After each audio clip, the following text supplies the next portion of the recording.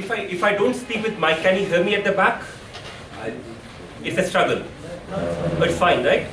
I'd prefer not to speak on the mic. Is it okay for your recording? Okay. Because thanks, Suhail, for this. In fact, initially I don't like using PowerPoint, but I did create a PowerPoint, and that's why we wasted half an hour trying to figure out how to use PowerPoint. The reason for that was because I had a lot of images specifically of Hindu nationalism, which you would not find even in newspapers, for instance. So because my main research, or one of the main research I've done, was on Hindu nationalism. So I collected a lot of images which I wanted to show, but doesn't matter, because in the end, remember, it is a talk and a discussion, and this talk is not only about Hindu nationalism. I mean, starting with this poster here. So when Suhail sent it to me, initially said, "Are you okay with it?" And I panicked. I panicked because it was saffron color.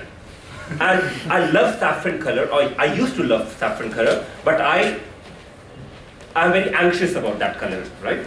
So you see, I wear all kinds of scarves. The only scarf I have not worn is an orange colored scarf. I have one, but I try to hide it because I don't like wearing it, because of association with Hindu nationalism. Of course, he tried his level best, because of course, but the context is different. So initially, I wanted to remind ourselves that when we talk of religious nationalism or religious nationalisms, and deliberately I'm using the word nationalisms rather than religion, we have to always remember the context. So, for instance, saffron color with kahwa, so with saffron, could have different significance than what would have for me, who has sort of dealt with it, researched with it, and is disgusted with it. Right? So it's very important, therefore, to keep in mind context. Second thing which we need to keep in mind is the role of images and representations. And an image I had was a tiny boy with gun, right? And the headline, it is an old headline, Newsweek. What was the guy? Farid Zakaria, right? And he says, "Why they hate us, the root of Islamic rage and what we can do about it." And a kid with gun. And it's not a replica gun. Now, when we look at those images and questions such as why they hate us, some of you are journalists and some of you are researchers. You would know how important it is, the way in which we frame questions and we use images. So, using an image of a boy, a Muslim-looking boy, that's how it is, with a gun, and then why they hate us is very clear, that there is they and there is us. They are, in this case, they use the word Islamic rage. Whatever an Islamic rage means, I don't know, but they're at least using it. So it generalizes about Muslims, people being angry and being a threat to us. Now for me, of course, who's that us is also an interesting question. But whenever we do research, when we talk, when we think about things, it's very important to keep in mind the images, the context, and specifically the way in which those images are used and the words that we use. Do we call someone militant? Do we call someone terrorist? Do we call someone a freedom fighter? Do we call someone a warrior? All these things matter. And there is a certain responsibility we have as researchers, Jan, or as journalists, in terms of what kind of language we use. Now, I use the word religious nationalism. Now, religion, all religions have claim to universality. I'm not aware of any major religion that doesn't say, we are not religion, we are way of life. We do not believe in nationalism, we believe in humanity. You know, Hinduism, Vasudhaiva Kutumbakam, that entire world is our, what is it? The entire world is is our own, right? Now, of course, in that context, again, the fact that the reality of caste system, dehumanization of Dalits, keeping out Muslims, Christians, keeping out other sects of Hinduism, that is the reality of Hinduism. So if you look at Hinduism, historically, it has dehumanized a significant section of population forever. Yet, it is based on the claim that it is a universal religion. Buddhism cannot be used solidly for nationalism because Buddhism has at its core a universalist value. Right? It's all about all human beings, all sentient beings. Islam, again, it's the same. It is not about nations, it is not even about Muslims, it's about all humanity. So when we look at all different religions, in some sense, there is a claim to be universal. And that we have to keep in mind. So there's no one religion that has claim to universality. Every religion claims to offer the comprehensive picture, the and occasionally the best picture, and sometimes the only picture. So there's a religious part we need to understand. And when we talk of religion, of course, at the heart of religion lies the notion of sacred. There are certain things, certain ideas, certain beliefs that are sacred, which should not be questioned, are beyond question. That is why we sometimes use the word faith for religion. The idea you have to have faith. You can't keep questioning. Beyond the point, you cannot question. That's with religion. Now, nationalism is different. Nationalism is the ideology that all nations should have their own state, or at least the right to have their own state. What is nationalism? Sorry, what is nation? Nation would refer to a group of people, a collective with a shared sense of belonging, which is very political. Remember, we can be, for instance, I don't know, we could share a certain culture, but not have any political aspiration. Then that's not nation. Nations are at the very core political beings. That we have to keep in mind, right? It's a very much political being. So nationalism is the ideology that each nation should have right to self-determination. Self-determination can mean you are independent, you can become independent, or you choose to be part of another country. But you have the right to choose. It cannot be imposed on you. In that sense, nationalism is very clear. That it's an ideology that people have a right to self-determination. When we say people, of course, it's not every people, it means a collective. A collective that has a certain shared sense of belonging. Shared sense of belonging can depend upon language, food habits, but a common thing is a shared sense of history. That there is a history that we share. And that's a history that is different from other people's history. There has to be some uniqueness. There can be no universal nation. A nation requires another nation to exist, from which you distinguish yourself. Right? Now, nationalism, and it not only I have no religion, I like to believe that while I have passports, that I have no nation, or I'm very skeptical of nation. And in that context, I may not be even seen as qualified to talk of nationalism or religious religion or religious nationalism, because I strongly dislike nationalism and I have very little interest in religion. But then, having skepticism toward both also doesn't blind me to the fact that both the ideas, specifically nationalism and then second religion, play a very crucial role in lives of people. They play a very crucial role even in shaping someone like me who'd like to believe that I have no religion, I have no nation. Because I'm sure in certain context, the religious or the national background I would have had, or caste background or ethnic background, or for that matter gender background I have, would shape what kind of privileges I have had for the life chances I have had. And that I am very much aware. Now, national identity remains important because when we travel the world, we need passports. Passports are related to states. So we can be very cosmopolitan, but we need passports. And in that context, you have to understand that the key form of political expression that's acceptable in contemporary world, that remains nation state. Religion is important, but it's not that important, it's nationalism. There is no ideology that has killed more people, that has made more people happy in killing others, and that has made more people happy in being killed in the service of service of something than nation. We look at ISIS and the kind of massacres that they, let's say, commit. They cannot compete with the kind of massacres that took place in First World War or Second World War, or for that matter during Cold War. And these were the ideologies of nationalism. That doesn't mean that religion or religious ideologies are not used to kill. They are very much used to kill for people to die. They feel happy in killing and being dead. Yet, the fact is, nationalism has been far more important in being the ideology that inspires people, but also inspires people to be very inhumane towards others who do not belong to their nation. But now, at the same time, when we critique or question nationalism, we have to keep in mind that occupied peoples, let's say Kashmiris or Tibetans or Uyghurs or Baloch or Kurds, they have no option in a sense but to assert themselves in terms of using language of nationalism. For simple reason, because that is the main vocabulary of political expression that's acceptable in international community. Now, What form of nationalism do they promote is their choice. But the idea that it is contested. You know, in Kashmir, there are various forms of nationalism. Some use religion, some don't use religion, some obsess about religion, some try to avoid religion. Those forms exist in every kind of nationalism. But I do distinguish between anti-colonial nationalism, which hopefully Kashmiri nationalism is and would be, because it's an evolution, because it's an anti-colonial nationalism, and a pro-state nationalism, which is largely working with the state to assert control over the majority, not even minority, but the majority. So for instance, Indian nationalism, while it was struggling with the British, was an anti-colonial nationalism, and since 1950 it has become a state nationalism.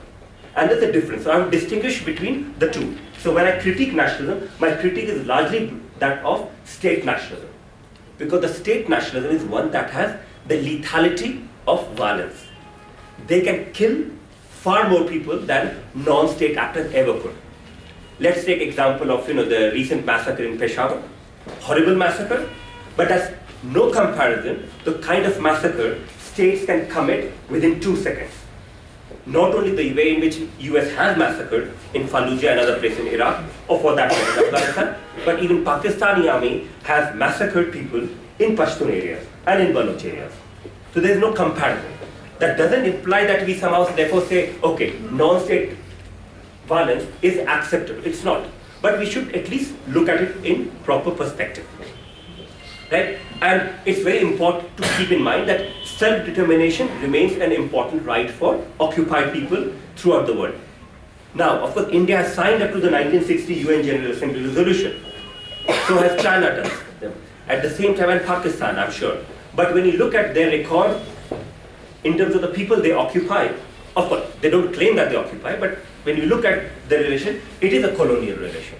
And I'm often asked, I know you were talking about who is funding whom and everything. The kind of question, as you can guess, asked of me or about me is, what does he do in Kashmir so often? Why does he come to Kashmir? And the range of responses I have heard is from, I'm sure, Chinese in the beginning, because for some reason I'm seen as close to China, though China has banned me from coming to China.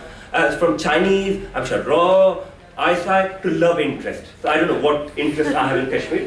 The fact is, I have many interests, and the main interest is long-term research interest, but my interest in Tibet, my interest in occupied peoples, my interest in looking at colonial practices of post-colonial state, of which India is one.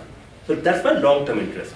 I have less interest in writing about Kashmiris and internal politics. I think you're better at handling it, a lot of internal politicking. But I'm more interested in looking at the ways in which Indian state colonizes and controls and seeks to control Kashmir. So that's my interest. So I thought I would clarify that interest, right? But part of that interest is, and it's a long-term project. As those of you in academia would know, unlike journalists, we have no pressure to do something within 2 days or 2 months or even 2 years. I can take 20 years to write, and I take 5 to 8 to 10 years to research something properly and write. Right? But there's also a political move. It's not only a research interest. It's a political move because I strongly believe in right of self-determination, and I strongly believe that one of the avenues that we need to take, and I say use the word we, so we Kashmiris need to take, though I'm not Kashmiri of course, but we need to take is the right of self-determination. So framing the Kashmir conflict as not a conflict between India and Pakistan or India, Pakistan and Kashmir, I mean these three terms, but looking at it in terms of self-determination. Going beyond referendum, because for me a plebiscite, because the plebiscite option for me doesn't adhere adequately represent or respect Azadi, because plebiscite option is very clear, India and Pakistan. Right? So for me, it is about right to self-determination. Something has to take place where people's right has to be respected, and for me it's important therefore to frame the issue in terms of colonization and colonization, because if we do see increasingly, let's say, Kashmiris as colonized, then there is a right of decolonization, which goes back to UN General Assembly 1960. That's a wider context. Now coming back to religious nationalism, because that's my struggle is always to keep on time. Maybe we can expand that during question answer. So in fact, I'm not going to focus much on Kashmir because you'd be better at it, and in fact I prefer a discussion there. But I'm looking interested more in the conceptual part and specifically in terms of Hindu nationalism and Muslim nationalism in India and Pakistan. Now, nationalism has at its core territoriality. You cannot have a deterritorial nation. The territoriality is at the heart of it. There's a notion of culture, identity, sense of belonging. Religion, as I said, it's about this world but also the other world. It's about the sacred, and there's this claim of universality. Now, at the same time, the question is, can religion be a base for nationalism? So, can a universalist idea be a base for a particularist idea? And the two examples in the world, and others have written about it, there are two examples in the world where you see religious nationalism being used to create states, Israel and Pakistan. Both of them have their own different problems, but both the states have been created in the name of, let's say, particular religion. Now, of course, the challenge that's faced is, for instance, that, and I remember, in fact, a Baloch friend of mine was saying that the notion is that all Muslims, Pakistan is for Muslims, right? That by that logic, Afghanistan should belong to Pakistan, Iran should belong to Pakistan, everyone should belong to Pakistan, everyone who's, let's say, a Muslim. So the idea is, how do you draw a line? And remember, nations are bounded communities, they have to be bounded. So how do you draw a line when you have shared religion with neighbors? And that's a dilemma that Pakistan has faced. Of course, India's dilemmas are different, but that's a dilemma that they face. Also, another dilemma that religious nationalism faces is how to deal with those who don't share your religion. If everyone shares your religion, it's easier. And everyone shares your interpretation of your religion, that's easier. But as we know, the conflicts in the world are not where it's between religions. It is over what does that religion mean, or what does that identity mean.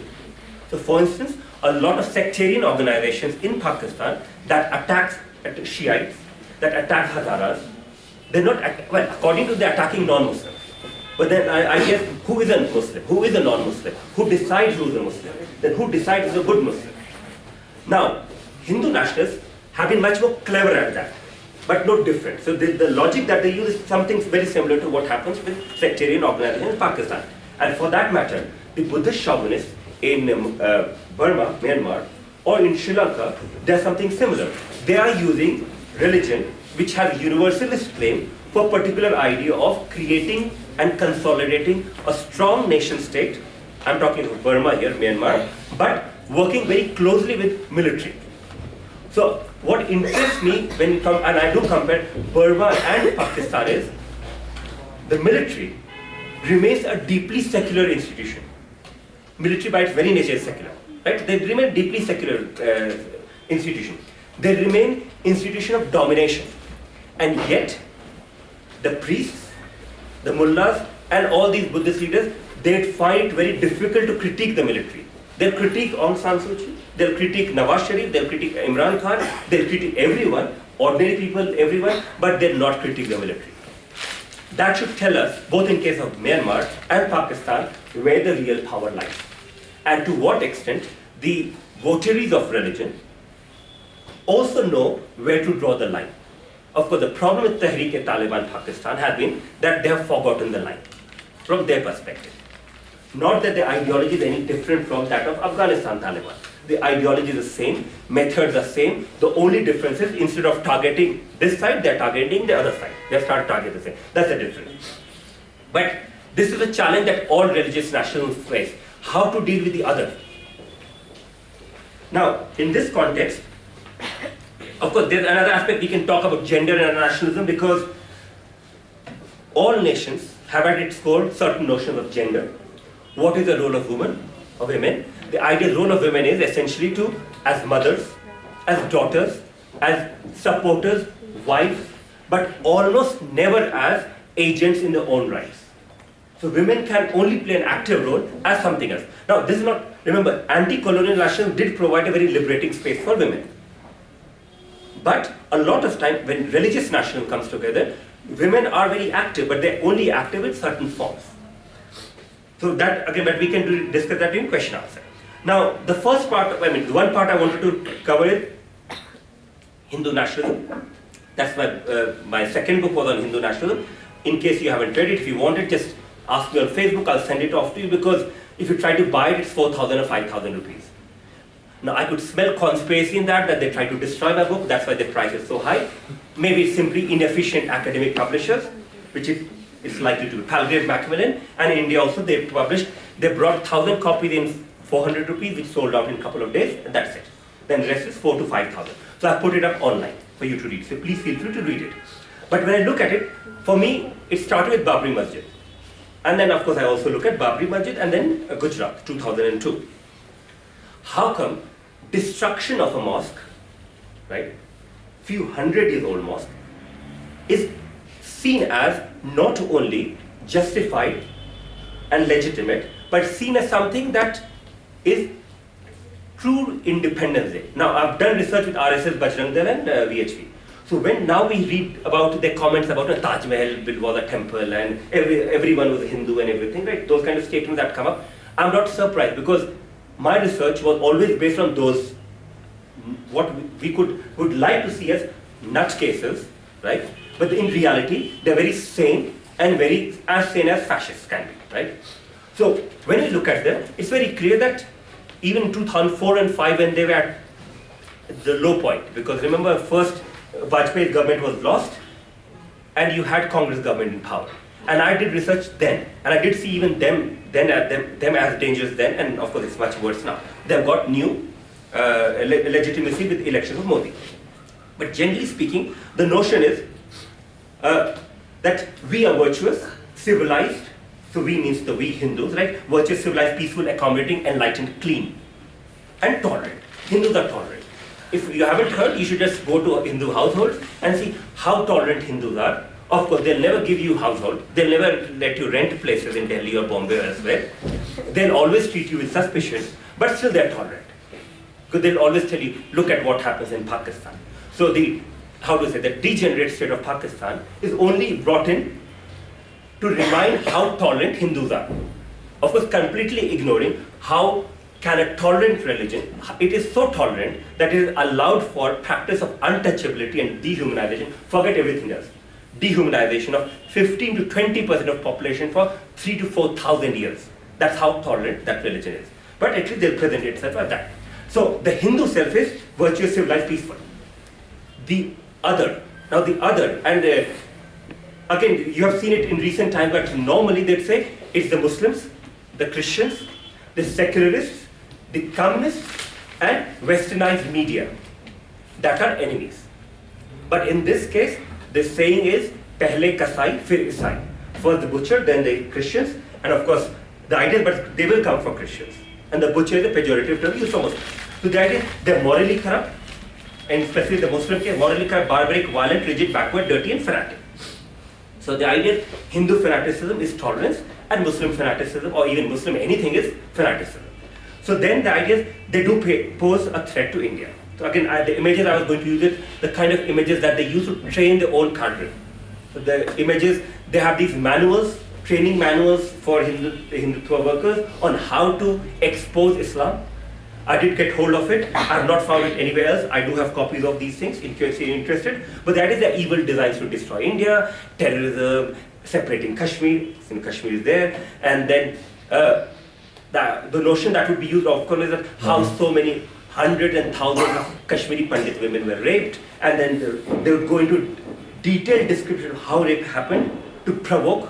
And I'm talking about, I remember in a particular calendar which I found in Ayodhya, where a prototype of Ram temple is, the supposed temple in future, is put up. And that's where the only place that was mentioned was Kashmir. How Kashmir is, of course, there's a conspiracy to break up Kashmir. And the enemies, remember, are not Pakistan.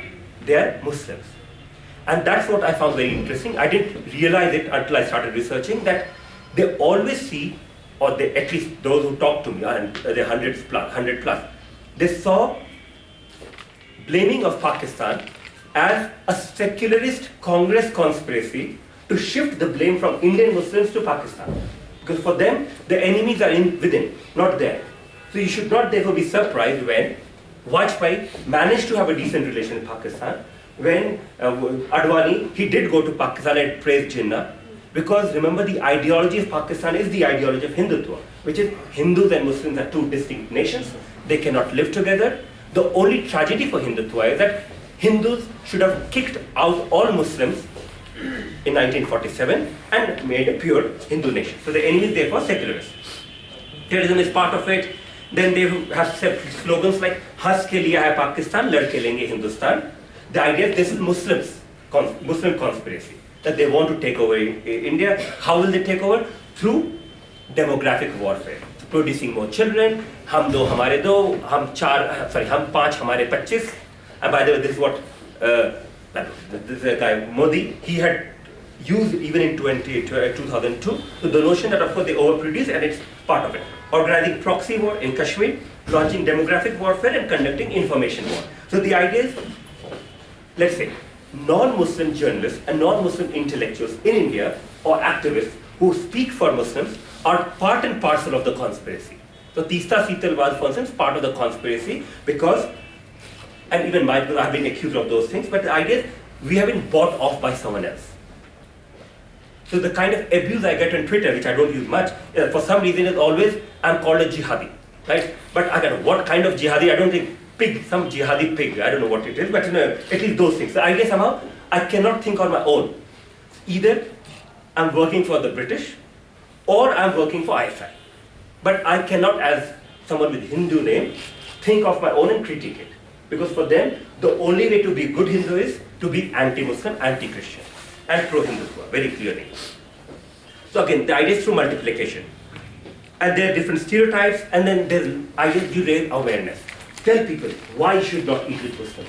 Tell them why you should not go out with Muslims. And of course, as part and parcel of that is specifically this, you would have heard of love jihad thing, right? In 2004, in my book, I had already discussed in 2009 that love jihad concept. It's not new, but all the stories of so-called love jihad that I heard actually involved Hindu women consciously choosing a Muslim man. But then the notion was that they have no right to choose Muslim. In all the cases, they consciously chose. But the idea is part of a larger conspiracy. And in that, the idea is that, and who funds it? I'm sure today they will say it's ISIS that funds it. But a few years ago, it was Al-Qaeda that was supposedly funding it. So for a Brahmin girl, the cost is higher than for a non-Brahmin girl. So they had come up with all those things. And part and parcel of that is Muslim guys are handsome, they come on bikes, then they seduce girls, then they kiss, because being good Hindutva guys, they could not tell me that they made love, they had sex, so they would end up saying they kissed, and then they recorded, and then the girl was blackmailed. And then of course she was lost to the community. Right? So the idea is you have to protect your women from the others. That's part and parcel of Hindu nationalism and to be honest, most religious nationalism. To protect your women.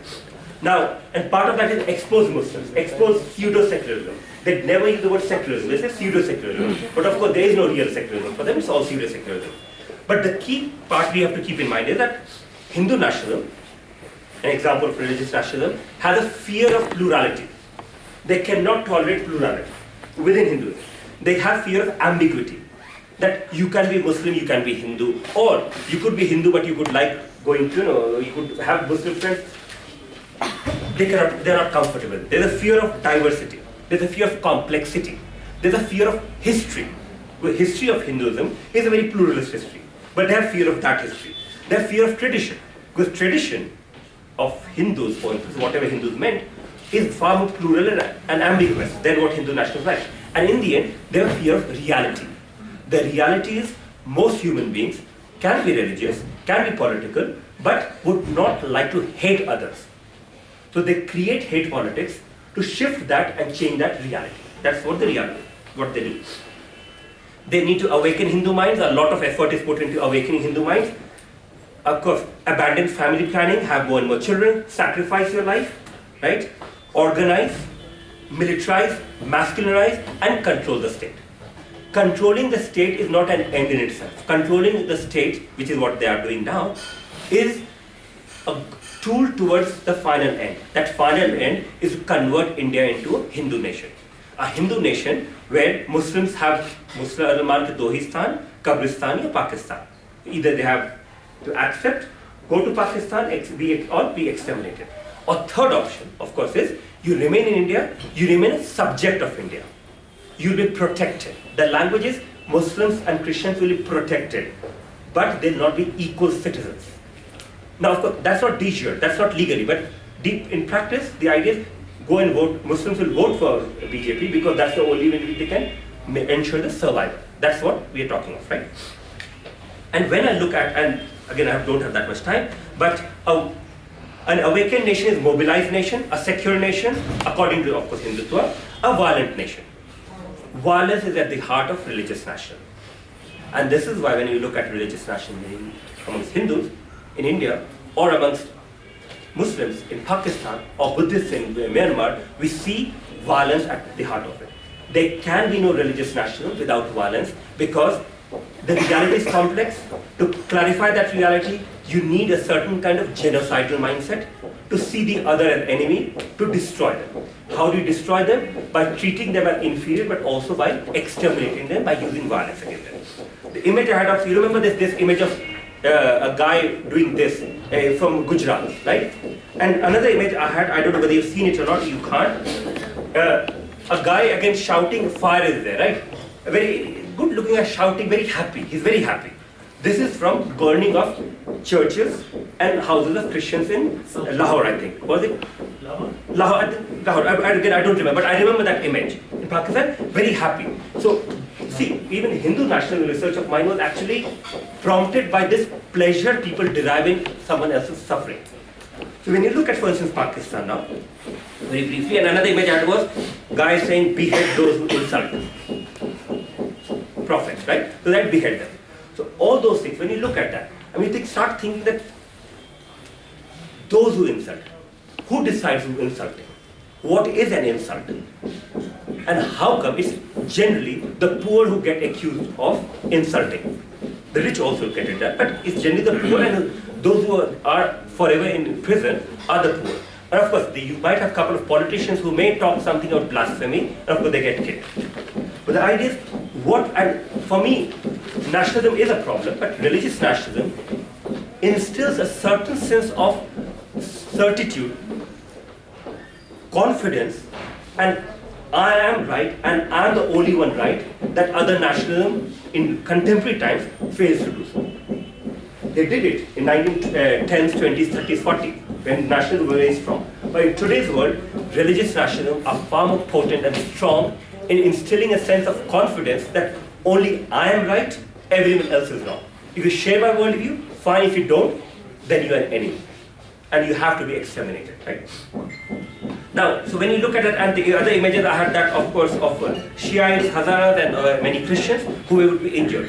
So you have to think of what would inspire people to use violence against minorities who in Pakistan context have no power. They have already been disenfranchised. Christians have no power. Most Christians are poor. They are what would be Dalit in the past, right? Or what would inspire certain Sunni Muslims to say that you should not go and eat in house of Shiites. And Pakistan has to be created in a manner where Sunni Muslims, or their version of Islam, is the only true Islam, and everything else is a problem. So what inspired them, right? So I guess, of course, there are different factors. When we try to analyze rise of Hindu nationalism or rise of Muslim nationalism, there are various factors. Most of the factors are secular factors, broadly speaking. But we cannot deny that religion is used. So for instance, imagine Babri Masjid is brought down, and someone says, well, they're not Hindus. Fine. 800 plus minimum, and possibly 1500 Muslims get killed, massacred in Gujarat. And the response simply is, well, that's not true Hinduism. My question is, fine, that's not true Hinduism, but why are you telling me that's not true Hinduism? Go and tell the Hindus who are killing Muslims that that's not true Hinduism. And the logic when we look at, let's say, the recent killings in Pakistan and similar things of ISIS, the common logic that come up again and again is, but that's not Islam. I said, who is saying it's Islam? It's ISIS who's saying it's Islam. Taliban are saying it's Islam. And you cannot deny that they're saying it's Islam. So why should, for instance, I listen to you that it's, or why should I listen to myself that that's not true Islam and not to them? What makes me confident that my interpretation of Islam, which is about jihad, which is about self-reflection primarily, and not about killing others, that my interpretation is stronger than their interpretation. So who should I have debate with? I should be having debates with primarily those who use my religion in terms of violence. So for me, it's very important that we do not ignore the part that religion plays. That doesn't mean that religion plays a role. As you know, there is no religion without people. That's how you cannot. There is no way in which we can access religion without people today. We can access religion through text. But text, as you know, is different. What text you're using, how do you interpret? Because the same text can be used to promote love and humanity. The same text can be used to promote non-humanity. So therefore, saying simply that this is not in the text is something that should be targeted at those who use and misuse religion, right? But in terms of Pakistan, again, what interests me is that the strongest actor in Pakistan are not religious parties, as you know. It remains the military. There's no doubt. But it's not strong enough to crush everyone else. But it's not strong enough because it voluntarily, and you have to remember, you have to understand Pakistan's history from 1950s onwards, specifically from late 1950s onwards, that the military, in order to dominate the society, always subverted democracy. They subverted democracy. And one thing that they did specifically with Ziaul Haq time was use of religion or religious parties. Yet they want the religious parties to remain subservient, which they do most of the time. But you cannot control them forever. So people talk today of Jinnah's Pakistan, that we want Jinnah's Pakistan or Zia's Pakistan. But some could argue that the genesis of Zia's Pakistan lies in Jinnah's Pakistan. That if you say that all Muslims of Indian subcontinent are one nation, ignoring the total diversity of people, the fact that most Muslims didn't know each other, if you use that logic, the ideology of Pakistan, which was Jinnah's ideology by the way, right, then you cannot prevent this kind of radicalization or extremism from taking place because they're simply carrying out Jinnah's vision. Of course, Jinnah had many visions, as you may know. He had vision of Pakistan, but he had vision of Pakistan that was not the Pakistan that became even in 1947. He was not even confident that he'll get Pakistan, which he got. That's not a vision. But geopolitics, Pakistani army, I mean, in a sense, you know, it has worked closely with the US since 1950s, and yet quite a number of people see it as an army that is army of Muslims and which will protect the Muslims. It's a very curious situation where an army which has been closest to the US, closest to the UK since 1950s is seen as somehow also that an army that will protect the Muslims from 1950s onwards. But the key challenge, of course, Pakistan faces dealing with minorities, how to deal with minorities. We can discuss that in question hours. And to conclude my session, again, Burma also I'm happy to discuss later. The problem with religious nationalism is it's always based on, in big state, on majoritarianism. There are minority religious nationalists, I'll finish in one minute, right? Minority religious nationalists, but it's majoritarian that control the state and that they commit violence. So minority Muslim nationals in India can kill at best few people here and there, but majority and Hindu nationals can kill people in thousands. And the opposite in case of Pakistan. They do not like right to dissent. And final point, of course, I had a slide on Kashmir, because I didn't want to talk of Kashmir, that Kashmiri nationalism in terms of what role can, has, should religion play? What religion are we talking about? Which interpretation of religion are we talking about? Of course, there's a historical aspect, there's a contemporary aspect. But I also believe that nationalism is a vision, or at least Azadi. In fact, the last sentence I had was, I think we should have it, I had police state, go India, go and everything, but Azadi was the last slogan I had. Because if we are talking in case of Kashmir, of Azadi, freedom, can there be a freedom that is based primarily on religious nationalism? Can there even be a freedom that can be based on nationalism or religion? Those are questions that we can discuss during during the discussion period. Thanks a lot.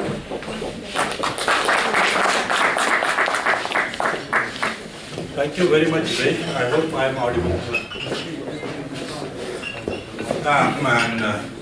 I think I would now request Mr. Anand. He is a PhD scholar at Syracuse University in the US. He is doing his PhD in anthropology. Besides being a scholar, is an old friend. I think most of the people must be knowing him here. So I will request him to comment on Dibyesh talk on this topic. Thank you very much.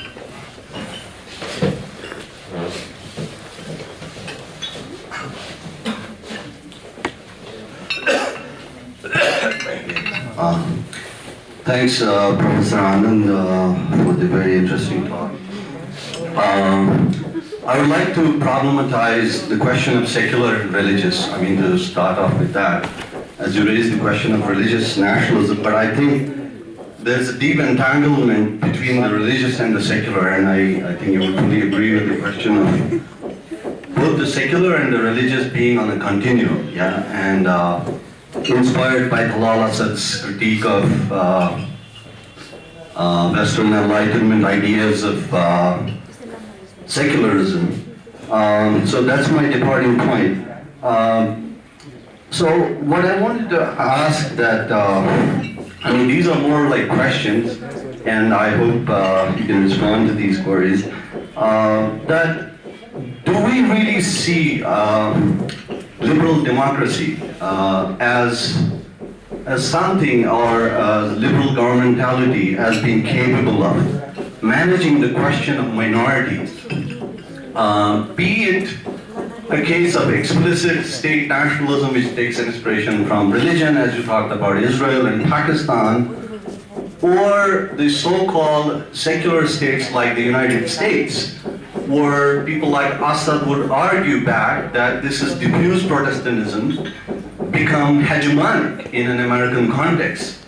So, notwithstanding the fact that we can still pose the question of what power asymmetries and power distribution we are faced with, and how do we manage diversity? Can the subaltern speak? Can people on the margins be accommodated, empowered, and given equal share in the modern nation state? And I think as much as we see so-called religious violence as kind of targeting minorities, marginalizing people on the margins, but in case of India, I want to highlight the fact that Martha Nussbaum makes an argument in her book, India, the Siege Within, if I got the title right, that, you know, a lot of religious violence in India happened when Congress government was in power, not when BJP. Now, Godra, of course, we know is quite infamous as a case, but question of Moradabad rights, question of rights in Mumbai, Nasik, they precede when BJP came to power. And I think somewhere that entanglement between Congress and the explicitly Hindu nationalist groups like RSS and BHP has been throughout there right from 1926, when Indian nationalism was an anti-colonial nationalist movement.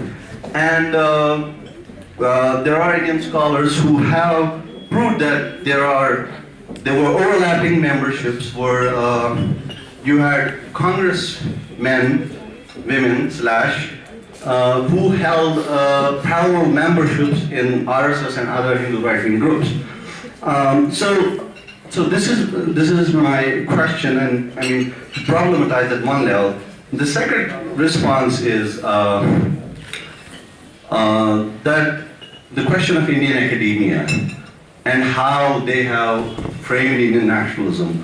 One is the secular, so-called secular nationalists, kind of academically. If I were to firstly bracket Partha Chatterjee and Nandi and others who kind of claim this that idea of Hinduism and Hindutva being different, yeah, and trying to claim this idea of an inclusive India that rests in there is a Hindu tradition which is inclusive, and this has been hijacked by the Hindutva, the bad guys. And the second is this idea of Hindu nationalism critiquing the so-called secularists as pseudo-secularists. Now, I feel like I do see a difference between the secular Indian nationalist discourse and the Hindu nationalist discourse, but I also see a certain interconnectedness and an overlap in terms of what some scholars now call Indian secularism as Hindu secularism, not essentialized secularism, but even on the continuum of the religious and the secular, that we always were faced with Hindu secularism, which meant that, okay, we're going to accommodate the subaltern Muslims and the minorities, but the hegemonic or at least dominance without hegemony or thin hegemony, rests with the Hindus. And I feel, and then we have a shift towards the present day Hindu nationalist articulations where they say, well, you know, in Hindustan mein rehna hai, to Hindu ban ke rehna hai. And, but I kind of feel that one feeds the other in a certain way. And